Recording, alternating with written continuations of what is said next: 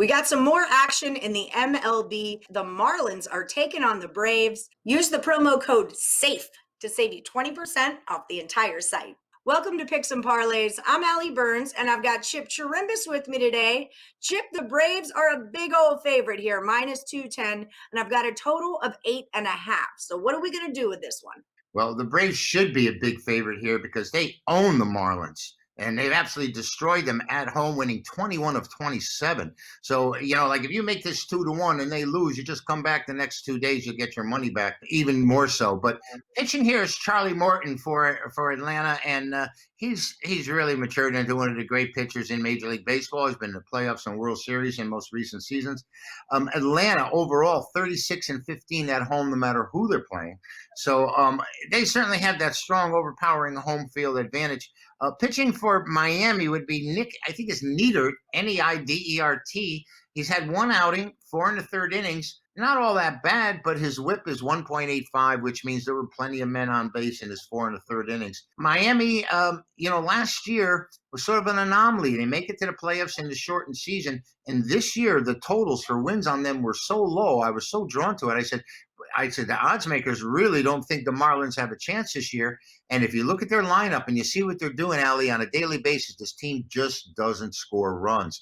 I would love this game to go under the total with Charlie Morton, but I don't know about the history of the Miami pitcher. This is only his second career outing. Anything can happen there. We're aware of that. So, like I said, under normal circumstances, I'd like to stay under if I knew there was a viable pitcher going for Miami. Otherwise, I have to lay the heavy price with the Braves.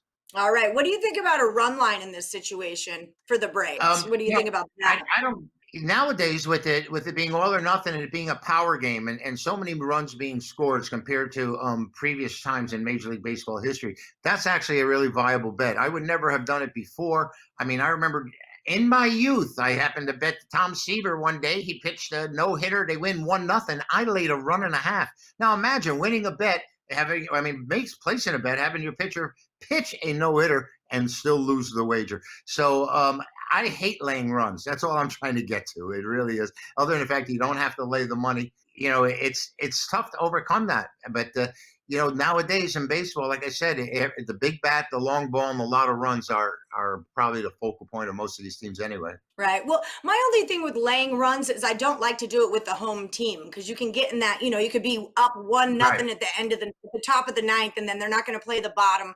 And so, you've got your Right. home team not trying to score another run. So being that they're the home team, maybe that's not our best option here either. So you're saying we Well, go over? I don't see any reason why we I should. would say under. I say under. But Atlanta has bats were kind of really, really dead the first series against Philadelphia. They've come alive a little bit here, and I would say under because of Charlie Morton and because of the Marlins' lack of offensive productivity, shall I say? But Atlanta should All right. really win this game easily. I'm with you on this one. All right. So let's roll with Charlie Morton. We're going to take this one under the 8.5 runs.